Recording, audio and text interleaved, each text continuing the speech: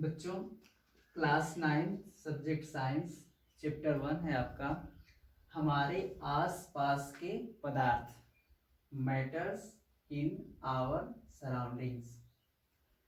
इस पाठ में आपको अध्ययन करना है कि जो हम अपने अगल बगल आसपास जो भी वस्तुएं देखते हैं, पदार्थ देखते हैं, वह किन किन अवस्थाओं में पाए जाते हैं, वो पदार्थ किनसे मिलकर बने होते हैं, इनकी विशेषताएं क्या होती हैं। इस चैप्टर में हमको यह अध्ययन करना है। तो सबसे पहले हमारे मन में क्वेश्चन यह होगा, द्रव्य या पदार्थ किसे कहते हैं? तो द्रव्य या पदार्थ किसे कहा जाता है? द्रव्य या पदार्थ वह है जो स्थान घेरता है तथा जिसमें भार होता है और जिसका अनुभव हम अपने ज्ञानेंद्रियों द्वारा कर सकते हैं। जैसे मेज, कुर्सी, पत्थर, वृक्ष, जल तथा वायु, ये सभी क्या है? द्रव्य हैं। मेज, कुर्सी, पत्थर, वृक्ष, इन सबको हम देखकर, छूकर अनुभव कर सकते हैं। वायु, आपके मन में क्वेश्चन आ रहा हो कि वायु क्या ऐसे करते हैं? तो वायु का हम क्या करते हैं? अनुभव करते हैं। जब हवा चलती है तो पत्ते हिलते हैं वृक्ष से, और यदि गुब्बारा लिया जाए और उसमें हवा भरते हैं तो अभी उसका अनुभव हम अपनी ज्ञानेंद्रियों द्वारा कर सकते हैं। इसके बाद से पदार्थ किससे मिलकर बना है? पदार्थ कैसे बना? तो पदार्थ जो होता है वह बहुत छोटे छोटे कणों से मिलकर बना होता है, जिसका कल्पना करना संभव नहीं है। बहुत छोटे कण होते हैं। इन पदार्थ के कणों की विशेषताएं होती हैं जो निम्न हैं। पहली विशेषता यह है कि पदार्थ के कणों के बीच रिक्त स्थान होता है। पदार्थ के कणों के बीच रिक्त स्थान होता है। इसका एग्जाम्पल आप दैनिक जीवन में करते हैं। जैसे कि एक गिलास पानी ले लीजिए, उसमें 1-2 चम्मच नमक या चीनी मिलाइए। जब उसको आप घोलते हैं तो चीनी कहाँ चला गया? इसका मतलब यह है कि जो जल का जो कण था उसके बीच रिक्त स्थान था और उसमें वो क्या कर लिया? उसको घोल लिया, अवशोषित कर लिया। इससे यह निष्कर्ष निकलता है कि पदार्थों के कणों के बीच रिक्त स्थान होता है। दूसरा विशेषता यह है कि पदार्थ के कण निरंतर गतिशील होते हैं। इसको आप कैसे समझ सकते हैं? जैसे एक अगरबत्ती को अगर जलाया जाए और क्लास के किसी कोने में या कमरे के किसी कोने में रख दिया जाए तो वह क्या होता है? उसका सुगंध हमारी नाकों तक पहुंच जाती है। या एक गिलास पानी ले लिया जाए और उसमें स्याही डाल दिया जाए तो थोड़ी देर में क्या होता है? पूरी सतह पर वह फैल जाता है। इससे यह निष्कर्ष निकलता है कि पदार्थ के कण निरंतर गतिशील होते हैं। तीसरी विशेषता इसकी यह है कि पदार्थ के कण एक दूसरे को आकर्षित करते हैं। तो पदार्थ के कण एक दूसरे को आकर्षित करते हैं।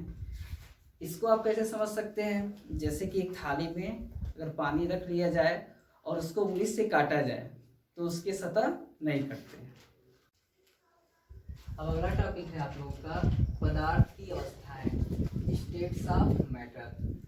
तो बच्चों, आप जानते हैं कि पदार्थ की जो अवस्था होती है उसकी 3 भौतिक अवस्थाएं होती हैं। कोई कौन सी हैं? यहाँ इस फिगर के माध्यम से समझ सकते हैं। द्रव्य या पदार्थ की 3 अवस्थाएं। पहला है आपका ठोस अवस्था, सॉलिड स्टेट। दूसरा है द्रव अवस्था, लिक्विड स्टेट। और तीसरा है गैसीय अवस्था, जिसको गैसियस स्टेट बोलते हैं। ठोस अवस्था क्या होता है? ठोस अवस्था का परिभाषा होता है कि ठोस वह द्रव्य होते हैं जिनका आकार और आयतन दोनों निश्चित होता है। जैसे ईंट, मेज, पत्थर आदि। द्रव अवस्था क्या होती है? इसका डिफिनेशन है, द्रव वह द्रव्य होते हैं जिनका आयतन तो निश्चित होता है लेकिन आकार अनिश्चित होता है। यानी कि इन्हें जिस बर्तन में रखा जाता है उनका आकार ग्रहण कर लेते हैं। जैसे दूध, जल, तेल आदि। तीसरा है आपका गैसीय अवस्था, गैसियस स्टेट। गैसीय अवस्था वह द्रव्य होते हैं जिनका आकार और आयतन दोनों अनिश्चित होता है। जैसे वायु, ऑक्सीजन आदि।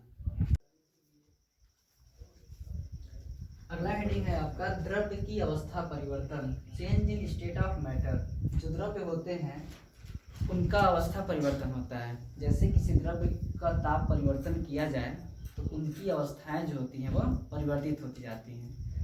इनकी जो प्रकार है वो निम्न है, जिसमें से पहला आपका है गलन, मेल्टिंग।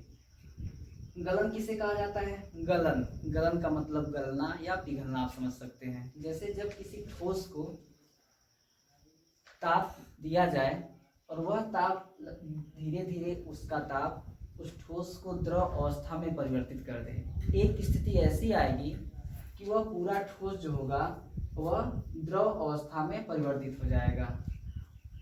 इस क्रिया को गलन कहते हैं तथा वह निश्चित ताप जिस पर वह ठोस द्रव में परिवर्तित हो जाता है उसे गलनांक कहते हैं। इसी प्रकार दूसरा प्रकार है हिमीकरण, जिसको बोला जाता है फ्रीजिंग। फ्रीजिंग मीन्स इसमें हमने क्या किया? गलना, टेम्परेचर को बढ़ाए। इसमें क्या करेंगे? जब किसी द्रव्य को इस प्रकार मतलब उसको ठंडा किया जाए, जब ठंडा करते जाएंगे तो वह क्या होगा? द्रव अवस्था से ठोस अवस्था में परिवर्तित हो जाएगा। इस क्रिया को हिमीकरण कहा जाएगा तथा वह निश्चित ताप जिस पर द्रव पूर्ण रूप से ठोस अवस्था में परिवर्तित हो जाए वह उसका हिमांक कहलाता है।